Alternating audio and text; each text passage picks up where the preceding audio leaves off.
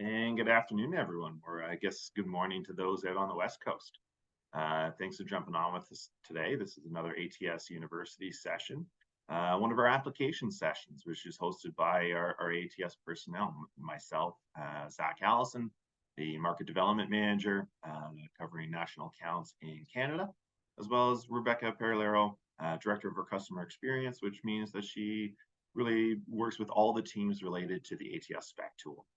Helping ensure that we are pushing new updates, getting the new product live, keeping up with our rules engine that makes sure you get barrier-free code accurate, as well as launching our ATS template section, which is in essence our own versions of a master designed specifically for various applications. So we've had a number of these already, from long-term care over to we did Class A office design, a lot of great tips on new products that may fit it, as well as some of the old reliable standards that we use. As with all of our ATS University sessions, this is going to be recorded so that you can access it later. We'll show you how you can find all of the previously recorded sessions on atspec.com/ATS-webinars. And you can find all the previous versions there. And I guess the other piece of administrative info is always how you'll get your certificate. We send out a certificate of attendance typically on Fridays. Our team will be sending that out to you so that you can self-report this to whatever reporting method you may use. I guess without any further ado, we'll jump into designing high traffic areas. One of my favorite topics because it covers so many different applications, and there's a lot of kind of unique features that need to come up and get discussed, and we'll cover those as we go through the product along the way. But yeah, how you doing today, Rebecca? I'm good. How you doing, Zach? I'm doing good. I got a little frog in my throat. I think maybe I caught something I was on vacation last week. Coming back on the plane after a week long in Mexico, sometimes your immune system's not where it should be, and I think I might have picked up a little something. So, staying home, staying isolated, being smart, not sharing anything. I think if you're trying to look for some sympathy from the folks here on the call, coming back from Mexico, nobody feels bad for you. No, I'm not looking for sympathy. It was a great week, but I guess my inbox did take a pounding. Although I'm nearly caught up, I only have probably another 10 to 15 projects to get done over the next couple of days.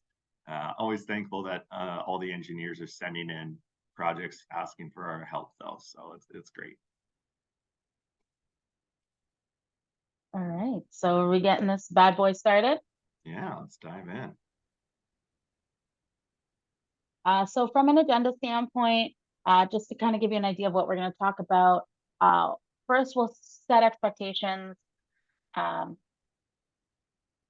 What is a high, what we consider a high traffic area, or what most people consider high traffic areas, some of the design considerations for this space. And then Zach will walk you through some fixtures that we would recommend in a high traffic setting. I'll go through some of the accessories that are kind of really focused on the space. Then Zach will walk you through some mechanical room drainage products. Then I'll jump into kind of unique spaces that have come up in design over the last 5-10 years, specifically around the prayer rooms and pet relief areas. Then I'll send it back to Zach so he can finish off with the maintenance crew and some recommendations there. And then we'll talk about how we can help you through your next project. Like Zach said, feel free to ask us questions as we come along. We are both monitoring the chat, and we'll make sure to address the questions either via chat or if it's or live in the session. So what are high traffic areas? This is where we're talking about moving hundreds, if not thousands of people through a specific space, whether it's indoors or outdoor. Kind of the bigger commercial areas that we think about are shopping malls, airport, train stations, because of just the amount of people that are moving through the space. Sometimes, depending on the office tower, some office towers that also have retail and that are connected to or very close to train stations and stuff like that might also be considered high traffic area, but that's very location specific in our minds. Design consideration, for us, really, we think that there's 5 things that most engineers and architects think about. The first one is durability. Because there's so many people that are moving through this space, um, there can be a good chance uh, that there could be damage. So you're really looking for products that are super robust, that if you're thinking you're whipping through an airport and your carry-on luggage is slapping against the wall, you want to make sure that those walls wouldn't get dings or wouldn't require downtime for the space, because that will really affect the movement of people. And then the next one, of course, is actually the movement of people or the flow of traffic, trying to make sure that it is easy for these large amount of people to move through the space and not create bottlenecks, basically. Some people think flow of traffic cars, we're thinking flow of traffic people. Next is physical safety. So we want to make sure that everybody is safe within the building. There's enough emergency exits. The material for the floor supports non-slipping. So if you're thinking in the northern climates, for example, a lot of engineers are now, our groups are looking to add snow melting space, especially at the doors, to make sure that it is safe for people to enter and exit a building. Of course, aesthetics, a lot, because these are high traffic areas and there's a lot of people that are going to be in the building and seeing it. We still want something that looks visually appealing, that doesn't look institutional. So it's a really unique balance between durability and aesthetics in these specific applications. And last but not least, accessibility. So here we're talking about making sure that the space is accessible or can be used by any individual, regardless of whatever abilities they have. So we want to make it easy for the elderly, for those who have mobility challenges, even for children in these spaces. Zach, did I miss anything there? No, I think you covered a lot of it. It's interesting, this application in particular, it always comes down to talking a lot more about kind of layout and design. There are obviously certain products and a lot of different options that we'll cover in those products. But a lot more of this comes down to how you're laying out entrances. I remember the talk we had previously in years ago, where it was about using kind of S turns into washroom entrances instead of doors to remove impediments. So interesting how layout really does affect it, and that's not even necessarily a product choice. It's more just how you're organizing everything. So Zach, talking about the entrances to the bathrooms, why don't you talk us through some specific products you'd recommend? Sure. So we're showing kind of 2 base models here. This isn't really anything that may surprise people. Quite often we are seeing wall hung fixtures here, although of course you do have floor mounted options as well. The wall mounted is more predominantly used due to the ease of cleaning, being able, especially if you're doing, say, ceiling hung partitions, you could easily clean underneath the toilet fixture, in the stall, underneath the partitions, underneath the urinals if you have them, without impediment. So wall hung fixtures are more common. However, for retrofit, of course, if they've got floor mounted already, you may be continuing with that design. One piece I'll highlight here, and we'll talk more about it in future slides, is the choice between exposed top spud connection and the concealed wall mount connection. That's really going to come down to, really, it's more cost aspect, as well as, of course, wall space that you have available. So we'll cover that probably on the next slide when we get into flush valves. So these flush valves, a number of the flush valve manufacturers these days do have a wide range of flow rates. You saw previously the universal bowl from American Standard accepts from 1.1 gallons per flush up to the 1.6. And our flush valve manufacturer, Sloan, they have flush diaphragms that match those different flow rates. We do tend to see still that 1.28 as the middle ground. You're saving water as well as still providing reliable flushing consistency. If you're going towards the ultimate green design, you might be more looking at that 1.1 savings. Getting started here, we're showing some of the exposed options. When you're looking at exposed, these are probably looking more towards the vandal resistant side and a cost-effective design side. With that in mind, your Royal manual exposed is still probably the #1 used exposed flush valve on the market. If you are going to an even more cost-effective value engineered method, you may look at, say, the Regal line instead, which is still going to have a reliable flush, but you may have more maintenance concerns in the long standing. If you have more harsh characteristics in your water, that could affect the diaphragm, or if there's a lot of sediment in the water, that might be something that comes into play. Another exposed, if you're looking on the kind of cost-effective side, the 8111 is a battery. The Ecos line is available in that 1.1 up to 1.6 as well. And they do even have some dual flush options if that's something you're looking at.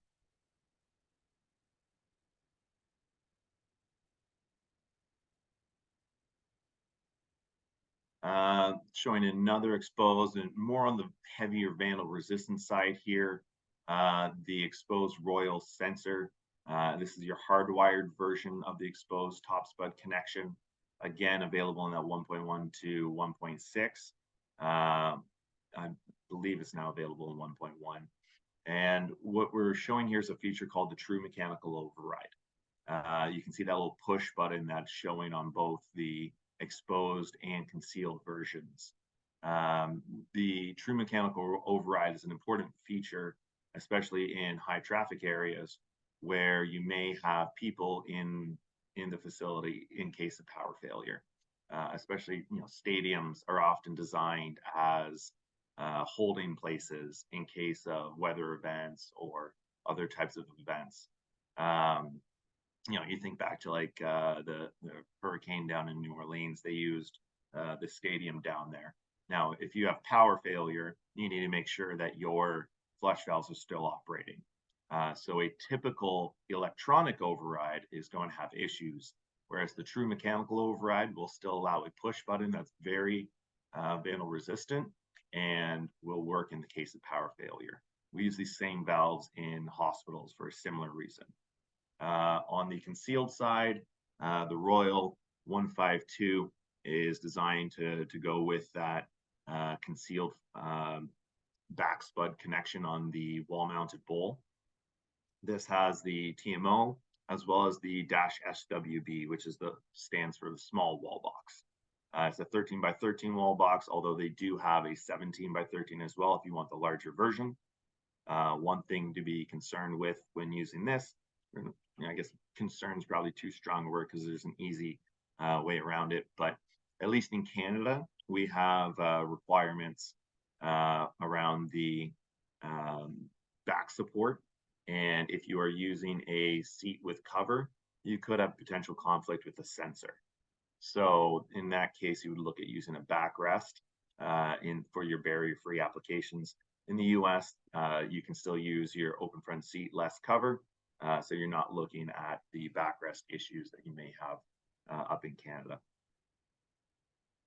We'll move along into the toilet seat. Our seat manufacturer is always keen to point out that one of the top 3 concerns among maintenance staff is the loose toilet seat.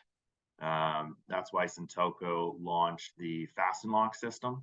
The Fasten Lock system is recently launched, I think about a year and a half ago, and it very securely installs your posts. So when you put this in, you're not coming back 6 months later, a year later, 2 years later to refasten those posts. Those are going to be very secure. If you want more information on it, of course, we do have that. I think there's a nice video available that we can send.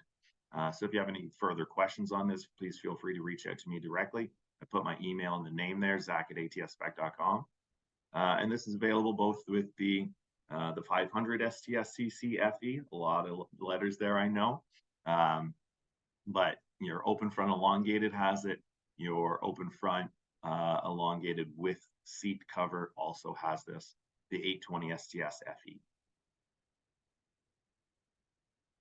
I see a question coming in. Is that along the lines of the toilet seats or flush valves, or no? So moving along onto our urinal. Again, some of the similar options that we relayed before. Your spud connection, where you're locating the flush valve is going to be an important piece right from the outset. Again, on the aesthetic side, a lot of people are preferring the concealed wall box these days, but of course we do have the exposed options available as well. This is one of the newer urinal options, the Decorum from American Standard. This is available from 0.125 up to the 0.5 gallons per flush, although the 0.125 really has taken over the market as provides extreme water savings, as well as reliable flushing. Of course, the Washbrook, the Prime Brook are all still available and have maybe a wider mouth option. But this is, these rounded kind of teardrop urinals have really taken over the aesthetic design. So just highlighting the availability of them here. And as we mentioned, flush valves to match. So if you are going with the concealed flush valve, that same Royal with a small wall box and the true mechanical override is a great option. And if you're going on the exposed side, the Ecos 8186, it's going to provide ease of serviceability, adjustability on the sensor range so that you're preventing ghosting. And that's true all across the Sloan flush valves. They have a very easy method of adjusting the sensor range now to make sure once it's installed, it is good to go. Again, highlighting the other options that are a little bit more robust. So if you're going on the hardwired side, the Royal 186, and if you're going on the manual side, that same valve, but in the non-ESS version.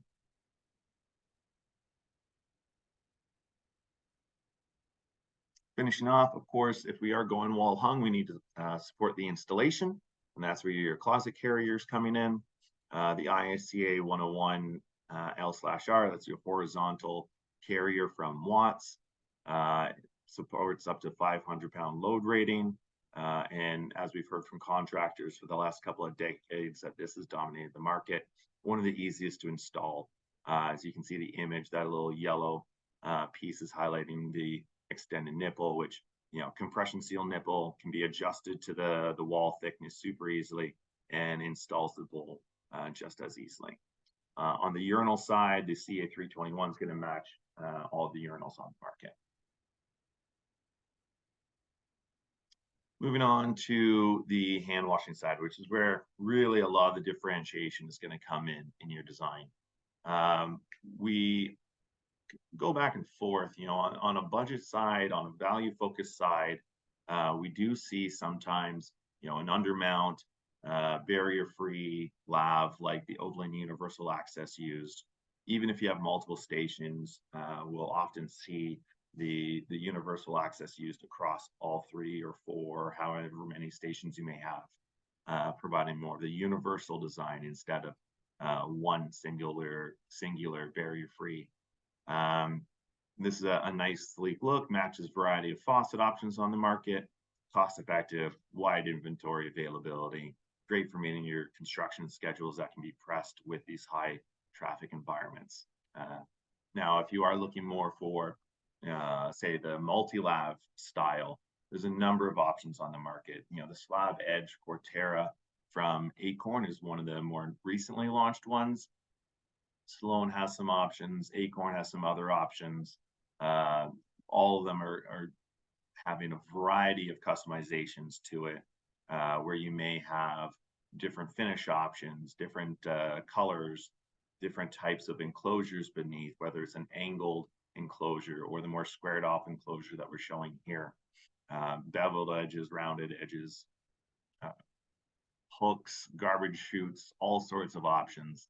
I think we've done webinars specifically on multi-lavs and can go for an hour just on multi-lavs. There's so many options, configurations to it. But these are really taking over a lot of the design.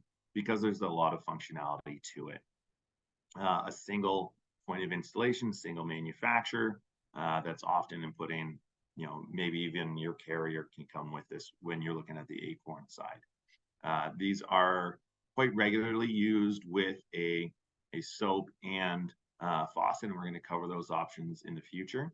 But we've even seen, there's hand dryer integrations that are available now as well. And we'd be remiss not to mention that if you are going with the hand dryer at the point of use, the air deck from Sloan is a great option that's available, single, double, triple, quad, and even custom for, we just did one that had, I think 6 or 7 stations, where you're putting them all together to take a 3-station, a 4-station weld Cortera, and makes for a nice clean installation all across the board. So if you are looking for point of use hand drying options, that these are really integrating with the with that design lately. Looking at the faucet side, and I mentioned before, we're showing a couple of the options here, but there's a ton of new products out there. So we'll cover on the manual side first. Most often, you're not going to be looking at manual on the wash area here. But in the case of a value engineered method, that's where this 420 T45 E2805 is coming in. I'll break down that model number a little bit. So your 420 is your basic 4-inch center set single lever faucet. The E2805 is calling out the aerator for the flow rate.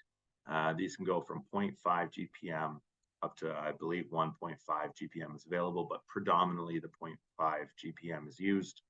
Now, with a high traffic environment like this, you may in the past have put a mixing valve that maybe fed all 3 or 4 of these stations. That mixing valve is a point of vandal concern. It could be, people can get under the deck, adjust the stops, all of a sudden your mixing valve is not working as it should be. The T45, as you can see, it's got a little bit of a little taller above, or I guess beneath the handle, above the spout. That second circle, that second ring, is enclosing a mixing valve that passes your assay requirements. So these have an integrated mixing valve that prevents scalding. So you can deliver your above 120 to the faucet, and it'll take it down to the 105 or whatever your set point is. On the sensor side, this is where we enter the breadth of options. Sloan launched, and I think again we did a webinar recently that covered all the different finish options and all the different faucet options that are now available. This is the basis faucet. It's available mid height that we're showing, as well as a low and a tall version. This has gone in airports all across North America at this point, due to its serviceability. That front flat part, there's a little Allen key that secures it in, and it allows all servicing to be done above deck. So your contractor's not getting below deck until maybe some of the more intensive repairs may be needed. It's got a quarter turn stop within that the neck of the faucet that is going to allow them to shut off the water, remove the cartridge assembly, clean out a strainer, whatever it is they need to do. This is available 0.5 GPM or the 1.5 GPM laminar, and they do have a variety of finishes. Now, again, we mentioned Sloan's offered a number of finishes now, and that's true through wide range. They probably have 10 different faucets that have matte black, a golded finish, the brushed finish, your stainless finish, all sorts of different options and different looks. One of my favorites these days is the EBF 415. That's more of a rounded look, and would really match that Overland universal access very well. But wide variety of products that's interchangeable, all have matching soap dispensers and matching finishes. Now, we talked about having your hand dryer at that point of use, and obviously, we mentioned the air deck that has that integrated into the lav. But the SWAR, or Soap Water Air Revolution from Stern, is a great new product that's also available on the ATS spec tool. This not only has your faucet, hand dryer, and soap dispenser, but integrates that all behind the mirror. So they have a lockable mirror, high-speed hand dryer. The mixing valve can even be included. Put your hands underneath. They have a little light, etched in where it says like soap, water, air. And put your hands under that, you'll get your water. Put your hands under the soap, you'll get the soap. Refillable behind the mirror. And of course, a number of customization options from LED lights and colors that can surround it. And these go great with that wash fountain that we were talking about before. So yeah, we'll move along on to the bathroom accessories where you've got, again, a similar range of durability and new age function. Pass it over to you, Rebecca. So if you're not going to use something like the Swar that combines the faucet, the soap dispenser, and the hand dryer, you can do them individually. And again, because we're thinking of the flow of people, we always recommend some sort of no-touch automatic option. So you can do deck mounted as well as wall mounted. So depending on the space, it might make more sense to do something like the B2012, which is an automatic soap dispenser. The nice thing about this one is that you can actually use it for both soap and hand gel sanitizers. So especially since COVID, we know we see these hand sanitation solutions throughout a building. So if you do want a similar look of products throughout the entire building, this is a really good option. And then the other one from a hand drying standpoint is this quiet dry. There's two reasons that we recommend it. One is the depth. So because it is not that protruding, it does meet most, if not all, of the barrier-free standards in Canada, as well as the ADA standards in the US. And it's called quiet dry for a reason, because it does typically have a lower decibels than some of the other hand dryers, which can really help in a space where you have a lot of people to try and kind of keep down that the noise levels in the washroom space. From a partition standpoint, for us, material is very important. So we would recommend something like the Evolve series. So first, it is 100% privacy. So I don't know how well you can notice it in the images, but there's no gaps in that space. And the material itself is from a phenolic, which means that it really can meet the vandal opportunities that you might have in some of these spaces. And they also have in the door handle itself, it'll be like green or red to show an indicator to let you know whether there's somebody inside, which is so important because it is a full length and full privacy. Just one thing to note, actually, before we move on from the partitions, we have seen a stark increase. Even I mentioned I was on vacation just last week. And most of the bathrooms that I encountered on the travel down and back, they certainly were towards the full height. Now, this is going to affect your ventilation requirements as well. So that's an important piece to note. If you are going with full height partitions, keep in mind that may affect your ventilation, and have that conversation with your engineers.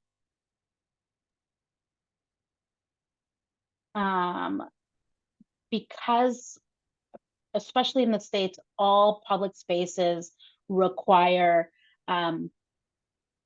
baby change tables in both male and female washrooms. Or have a unisex family washroom. We would recommend specifically one that focuses on with the material so that it will last any type of vandalism, as well as something that has a microban or antimicrobial finish, again, to support the amount of usage that it might have in any given day. And this one is nice that it comes in with some built-in hooks so that the parent can make that move a little bit easier. From a toilet tissue dispenser, same idea. We're thinking about large quantities. And there really are two solutions. One that is what's called partition mounted, and can be used within the partitions, and another one that can be surface or wall mounted. And we're really focusing on the one that can have the most amount of paper, so that it does not render that washroom unusable, or has to be put out for maintenance while the maintenance crew refills the stations. We also always recommend an access door specifically in these spaces. Again, you want to make it easier for your maintenance crew to be able to maintenance the space without affecting or closing down the washroom altogether. And something like the UF 5000 is nice because it can work with different material if you have tile on the wall. And then the last one, which I kind of appreciate, and I've been told they're showing up in men's washroom as well. I can't confirm that. I've not seen them myself, but the clutch device, which is really just there to be able to hold whatever you have in your hands, whether it's just a laptop, whether it's just a cell phone, and just makes it easier for you to do whatever you're doing inside the washroom. All right, Zach? Perfect, thank you. And I guess we'll take a quick pause as well, just if there are any questions on the products covered so far.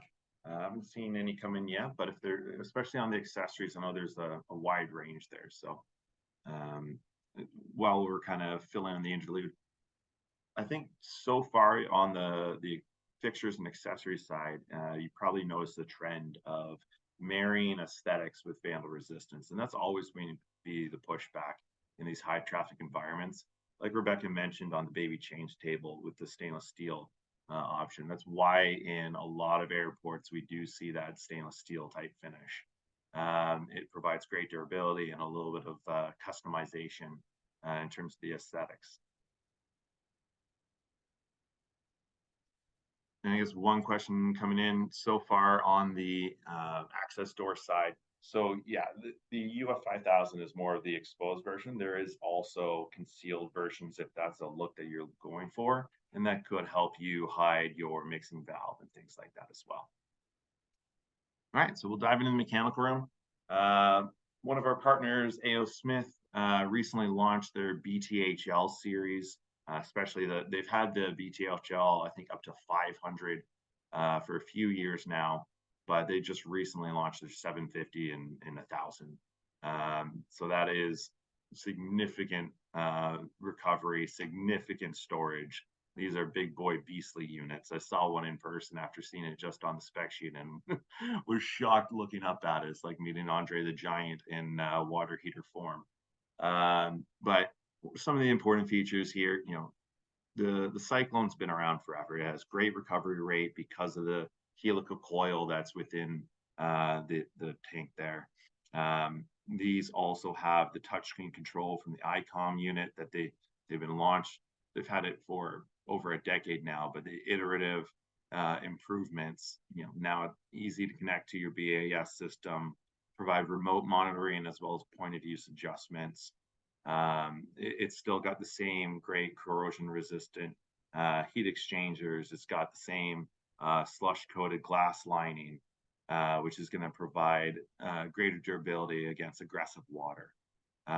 So no matter if you're, you know, high grains per gallon, if you've got other minerals in your water that may be affecting the durability of certain products and their life expectancy, the Cyclone's going to handle just about all those challenges while still providing a smaller footprint, minimal installation radius. They call it zero installation radius because all the components are on the front.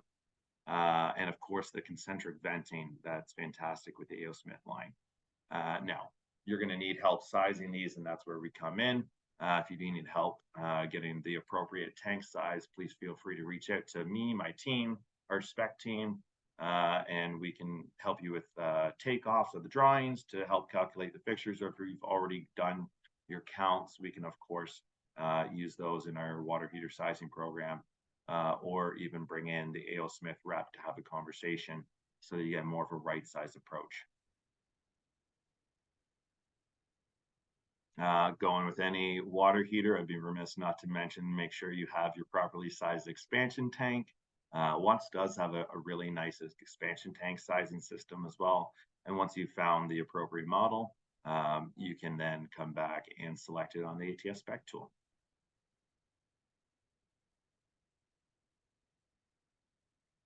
All these components are going to come down to sizing. There's a wide variety of ways that you can handle everything from your water heaters, your expansion, your sump pumps. The Zoller submersible pumps are a hugely popular brand down in the US and growing in popularity in Canada. What we're showing here, we're going to walk through a couple of options of how you could handle your sewage if need be. You can go with the solids handling approach or the grinder pump approach. The 4295 is a double seal solids handling pump. I believe it handles up to 2-inch solids. Number of additional features that allow you great life expectancy. You can see that it's those fins that are on it to help dissipate the heat.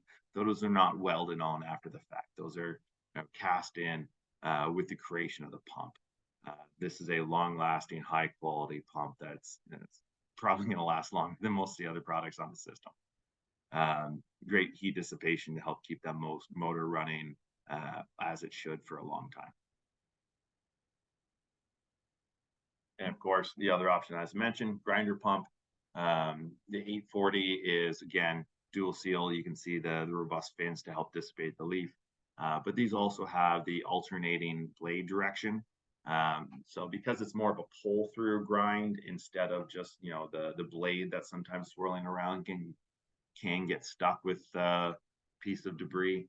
The alternating pull through design has a much longer blade life expectancy. You're not dulling it over time. I just had to replace my blender. Thank God for Cyber Monday deals, because our blender, with all the smoothies had, the blades started dulling. So you're not going to have that problem with these grinder pumps because it is the pull-through design. And again, we've got a number of different sessions in our ATS webinar series on sizing pumps. But if you do need help sizing pumps, please feel free to reach out. Again, we can either do takeoffs, we can get your GPM and your TDH and help find the appropriate pump to match for your application.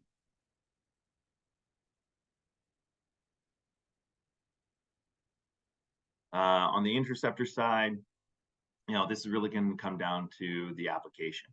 As we said, high traffic could be anything from an airport where you may have need for oil interceptors to maybe you're doing more of the food preparation area where you need more of the grease interceptor side. Might be in a stadium where you need a combination of both. And we can help size those, select the appropriate version to match your flow. And you can see we're showing some of the options here up to 75 GPM. They have large models as well. These can be customized with extensions if you're going below grade.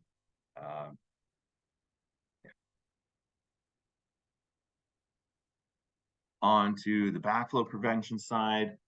Typically, we will find the backflow preventers for this to be on the double check valve side. They're not necessarily going up to the high hazard application side.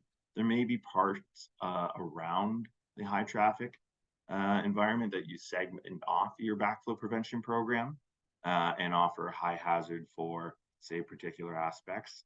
The 757 or the Silver Eagle series has been great because it is made more of stainless steel. So that allows for a much lighter weight. I could throw this over my shoulder and get it into site, even at a 4-inch line size version or 6-inch line size. These go up to, I believe, 10 or 12-inch line size. And now also have flow sensors that can be tied into it. They've got the flood safe version that will meter out and see if there's any sort of event going on, and that'll tie into your BAS system. So there's a lot of innovation coming into the backflow side. I think just a few weeks ago, we did a presentation on that with the Watts team.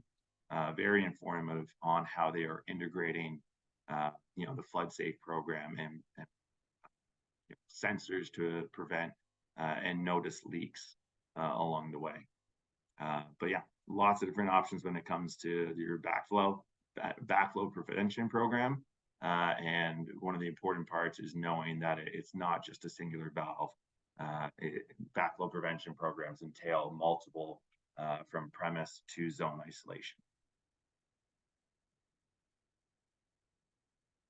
Also in the mechanical room, if you are doing cleaning with hazardous chemicals, you'll either need maybe a full safety station, depending on, again, the type of high traffic environment. More often, you'll probably just be looking at, say, the G1814, which would be the bowl-only version of this product. The GS spray heads are going to, make sure you meet the flow rate. And if you are looking for, any sort of corrosion resistance, an all stainless steel version for the bowls as well as the post is an important option. Now, just as important as the product itself is marrying it with the right valve. The 911 will provide the flow rate needed and not have an insane pressure drop across the valve. Also important whenever you're looking at emergency equipment is to make sure that you have a positive shutoff upon cold water failure. The last thing you want is when you have a cold water failure application and there's still hot water being fed, bypassing through the valve directly into your eyes. I personally would not want that. So that's why I love the Lawler 911 that has a full three-way protection with full positive shutoff upon cold water failure. And lastly, we're going to cover floor drains here in a second. And there's a lot of variety of the floor drains. But with the number of drains that's going to be in this environment, a electronic trap seal primer is one of the better water savings devices that you'll have. There was a white paper published a number of years back now that showed the amount of water that gets wasted when you're doing flow rate dependent trap seal primer in high traffic spaces. You can just think about it. If you had one on every flush valve and you're doing, thousands of people, all the turnover, all those flushing, you're gonna have a lot of water running to the trap. You're getting a fresh trap every 5-10 minutes. This is going to make sure that you keep a fresh trap seal, but do it in a water efficient way. And these can handle, I believe, up to 24 even stations. So you can get even larger manifolds than what we're showing here. But the PT trap primer from PPP is a great product that's going to make sure you keep your traps safe, preventing sewer gases from getting back into those high traffic environments, but also doing it in a way that's saving a lot of water. On to the drainage. So nothing really new magical in this. The FD100 and really the whole variety of Watts floor drains are all going to be epoxy coated cast iron. The epoxy is not painted on, so you're not looking at a drain that needs replacement in 5 years due to water starting to peel away the painted on coating. This is epoxy coated, so it's a high quality that's going to last a long time. Now, the nice thing with the Watts is the versatility and variety that's available. It's largely the same body throughout the floor drain lineup. So your FD100 could have your squared, it could have your circular, it could have the same with your surface membrane clamp, depending on your flooring type. These are, interchangeable, serviceable, and available readily. Moving into the mechanical room, you're going to want something a little bit more robust, though. The 320 8-inch diameter is the common product there. And of course, heel-proof design. And all of these are available with funnels as well, should that be needed. Speaking of which, we're into the funnels, showing the oval funnel. This would be great in your mechanical room, either on that 320 or on the 100. You can run your condensate lines, anything like that, directly into the funnel. In the parking area, you may be looking at something more like the FD 490 here. And of course, in Canada, where it's required to be all aluminum, they do have the F80 option, which is the same but all aluminum coating. That has your surface membrane clamp to accept the epoxy coating that's typically laid down on top of the concrete and run into your drain as your water membrane. Also in parking areas, but maybe at the bottom of the garage of the ramp, or just outside in large surface areas. Trench drains are a great option compared to a point drain or an area drain. Minimize your sloping and really control the flow of water. That's a big part of why trench drains are used. They can handle high flow rates from large surface areas. The Dead Level is a fantastic product designed to minimize your installation time. You can see the little ears, the black ears coming off the frame and grate there. And that's going to dissipate the load across the frame compared to some of the other products in the market where those ears may be attached directly to the channel or they may not be as easy to install or as easily supported. This, again, long life expectancy and easy to install. That's one of the core competencies of all the Watts products. Move along to a unique area. I'll pass over to you for pet relief. Zach, I know you really want to give this part of the presentation. So our four-legged friends have definitely made their way into high traffic spaces, specifically when we talk about airports. I think when I last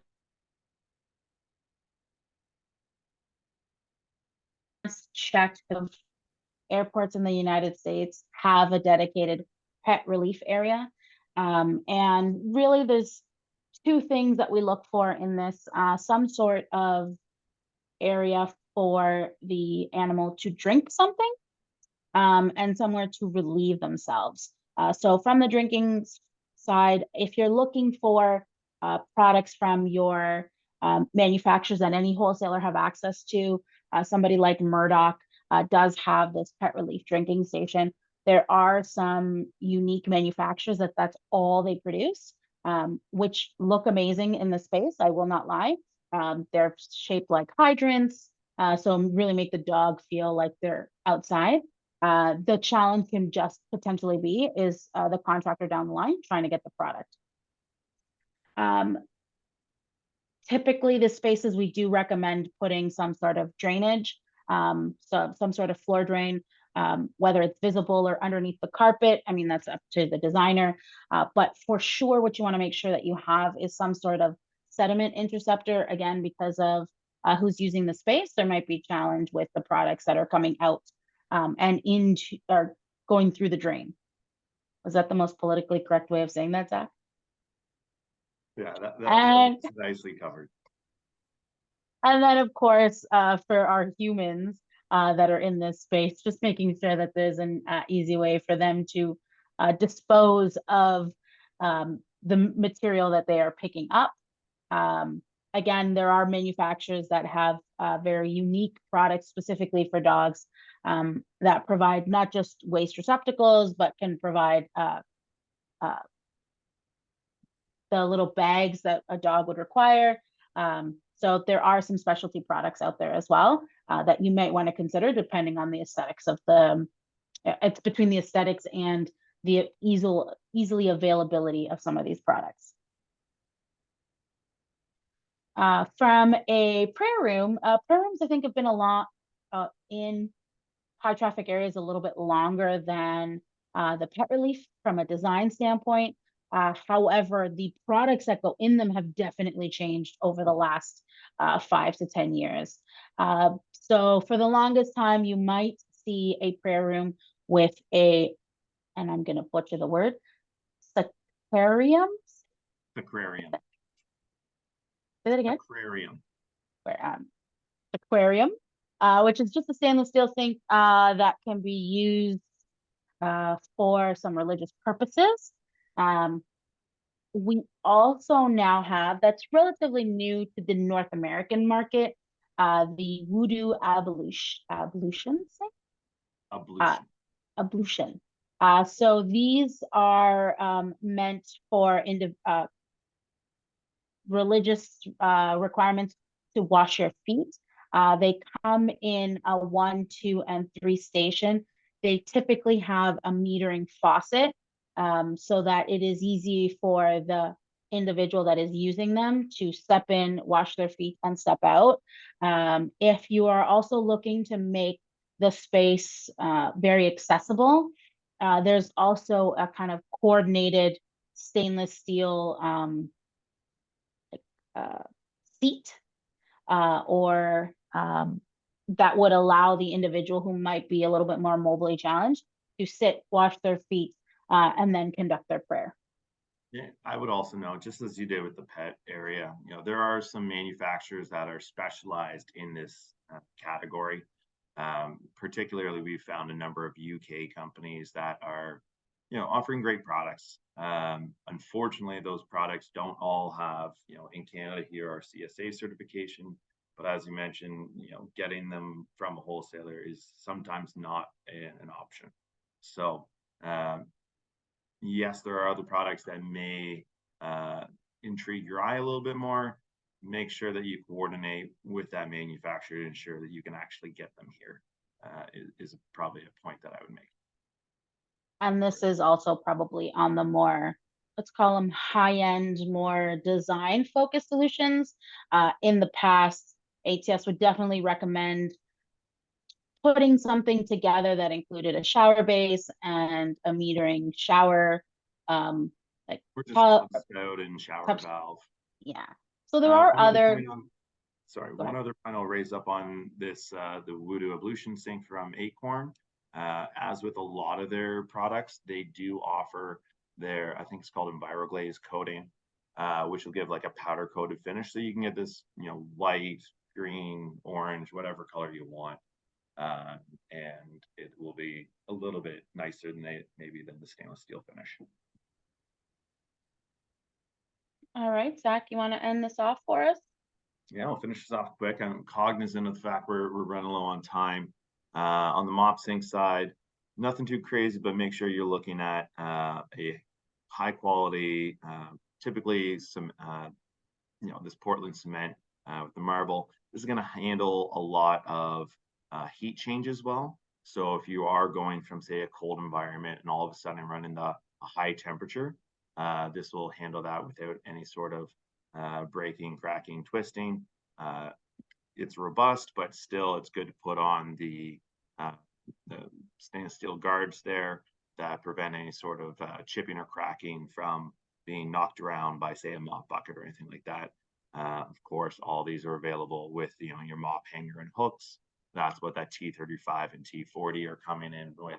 And backsplash guards, depending on how you install it, you may have it in a nook and you need 3 splash guards. You may have it on one wall, you need 1 splash guard, 2 walls, 2 splash guards, whatever you're looking for. But all those standard options are available. Personally, I found that people have standardized around the 12-inch deep, provide a little bit better splash resistance. And going with that, you need to make sure you get your faucet, hose in, faucet, and of course, a vacuum breaker faucet is important. RCF that they're calling out here is that rough chrome finish. You can kind of see in the picture, it's a little bit of a rough chrome finish there. It's not polished, but robust and durable and scratch resistant. Also in the janitor room, you may find, or quite regularly finding a hand wash sink. This might be a little bit overkill, depending on what they're using it for. If they're just using it for hand wash, you may look at something like a stainless steel wall hung, the WHB 1819. It's a great option from Frankie. But if they're using it for, say, more preparation of their mixing, if they're mixing their soaps with water and anything like that, or if they're washing down certain items, then you might be looking more at the SL2424 here, looking more as a utility sink versus your mop sink that may also be in the room. But commonly we'll see something, either utility sink like this or a wall hung basin, stainless steel finish. And of course, again, a faucet to match. 540 wall mounted faucet. This could go in the backsplash of that utility sink or be mounted above a wall hung sink. Variety of flow rate options available. Most importantly, very robust, easy to surface cartridges from the Quattro compression from Chicago Faucet. This is a chrome-plated version. Not really a ton to say, just very high quality, robust, durable product. And as I mentioned before, on the emergency side, you may be looking in that janitor room, depending on what chemicals they're using. Something like the G1814, again, the stainless steel bowl, preventing any sort of durability concern. The GS spray heads to make sure you're meeting your ANSI codes and standards. And then a matching mechanical, emergency mechanical mixing valve that will show on the next one. 911 EF. This is going to match the flow rate with a minimal pressure drop. 5 to 10 pounds is all you'll need across the valve. And similar, as I mentioned before, full 3-way protection upon cold water failure.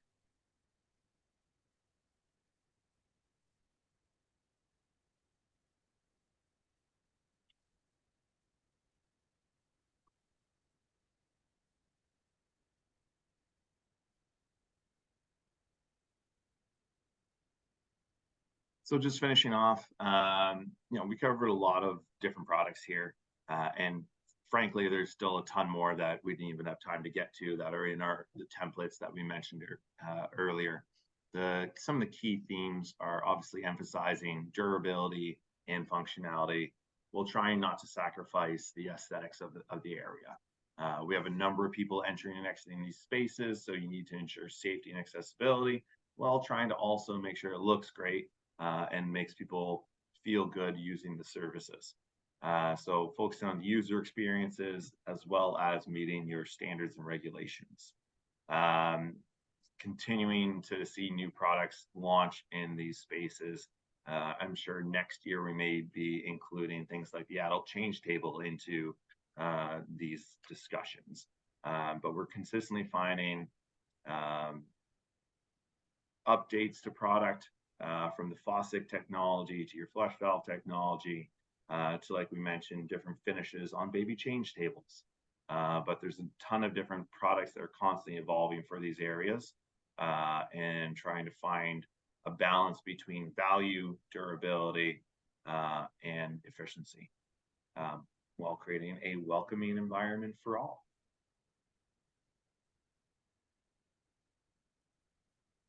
And finishing off, you heard us mention it a couple of times, atspec.com/templates will allow you to download the products that we covered today in a nice brochure format. You can see we've got a US version and a Canadian version. As I'm sure everyone on the call is likely aware, the US and Canada and even different provinces in Canada have different barrier-free codes and standards and products that are available. So we customize that within our rule engine, which is always working in the background on atspec.com. But we also customize that in our brochures, so you have different product availability and different products highlighted. You can download the template there. You can also find it directly on the atspec.com website, which we've got 1 minute left. I might be able to build a project and create a quick demo. I'm going to stop sharing, Zach. Sure. So if there's any questions along the way, please feel free to jump in, and Rebecca will try to answer them as we go. As you can see here, atspec.com, this is where you can log in and have your personalized account.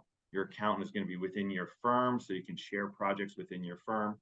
And we even have a new collaboration feature that'll allow you to share back and forth, say from your architectural firm's account to your supporting engineers firm's account, and share just that project.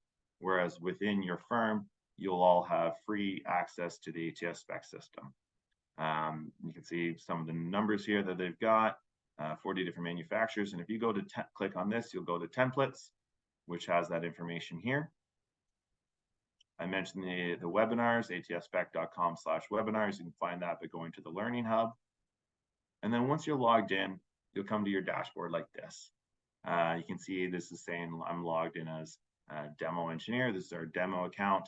And you can manage your firm by going to your team organization settings and set up all your colleagues and partners.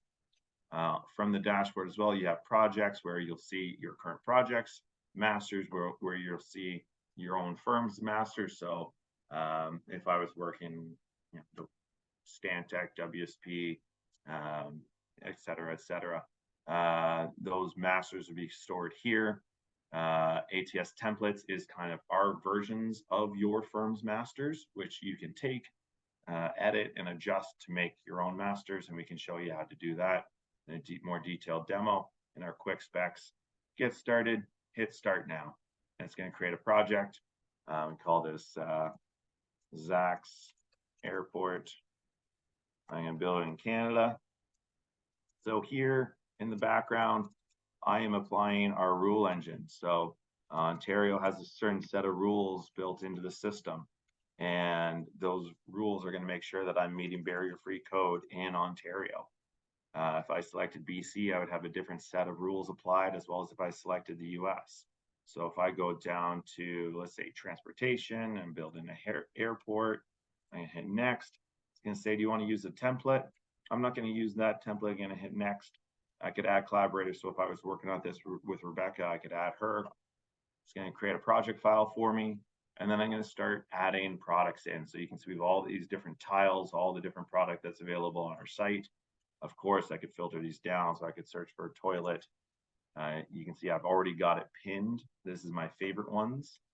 But I could also search for that change table and pin my change table or my baby change table if I'm doing those very regularly. You can see I've already pinned my most favorite, which is bringing my emergency equipment to the top, the categories I'm using regularly. I could go through into the toilet section and toggle my barrier-free code here. I could toggle my bariatric, which doesn't really apply, or my child height, which doesn't really apply. You can see it starts to sort through the product. I can filter down by manufacturer. I could then go through and configure it. It's one of the key differences you'll find with ATS is that it's configured solution.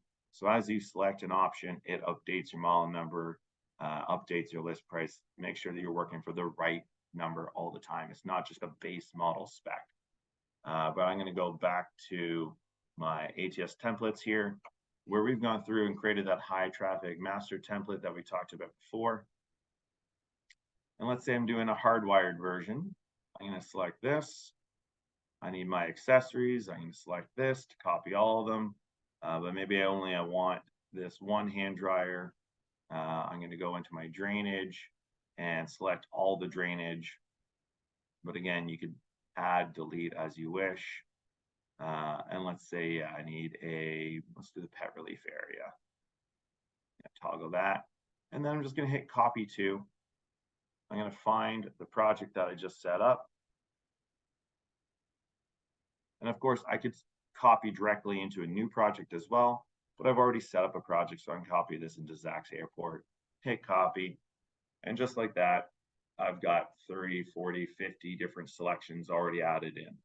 I could then customize as I wish. You can see the product that I started, but let's say I want to switch this from the exposed to concealed. I can just hit the edit button and move along and start editing that flush valve, edit the spud connection of my toilet, and hit complete, and I'd be done. Once I'm happy with all my selections, I can select all drawings, or if I separated these into product groups, I could have them in different product groups. Let's not include this one because we don't need it. And I'm going to hit download. And then I can download it in a variety of formats. I have my submittal format, which is a nice combined format. I could have our schedule format, our three different written spec formats in CSI, short, or long spec. You can get all the different manufacturer spec sheets. That's going to be a big package for this one. But I'm going to go back and let's just select a single drawing just for expediency and show you what it looks like. And of course, I could download the Revit as well and generate all those documents. Just as this is coming up, any questions that were coming up along the way, Rebecca?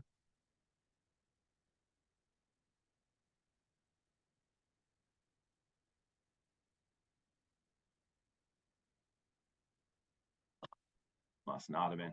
Download all the files, opens up a handy little zip drive. and I've got my submittal spec, put all those different manufacturers on one page. A little bit unique. Not many other places will combine multiple manufacturers into one spec page. Of course, if you want them separated, you can have all those different manufacturer spec pages in a little bit more detail. The Excel fixture schedule, you would get a drainage schedule with different columns. You get your water heater schedule with different columns, but a nice schedule format. Of course, all of our formats open and editable, so you could add in alternates. You could change out the flush valve for a different model. Let's say they want to include, change out the toilet, you could just change out the toilet, etc., etc. And of course, our written spec is, like I mentioned, just one of the 3 different written specs available. You can get a short, less detailed version. Of course, just like everything else, open and editable, so you could put it in Bemis instead, whatever you want. And we are even launching a new feature in the new year where you'll be able to add alternatives directly into the system. So that is the very quick version of the demo. If you would like some additional detail, if you'd like a little bit deeper dive, please feel free to reach out to myself, Phil, Mel, Nat, Mo, any of our team. We'll be happy to do a live demo with you, walk you through in a little bit more detail, or help you get set up with your firm. We can do lunch and learns, or we can just do quick one-on-ones. That's about it for me. I see I already ran a little bit long, so without any further ado, we'll just say a quick thank you for joining us today. Hopefully this was informative and you got good information out of it. Again, atspec.com/templates to download the template that we talked about today. You can use the book a demo version. You can use the any of our other help features, or you can reach out directly to our team. Thank you, Rebecca, for setting this up and getting all the information together for us. And I guess thank you to all those that attended. We'll have your certificates of attendance set out later this week. Without any further ado, we'll see you on the next one. Have a great day, y'all. Bye for now.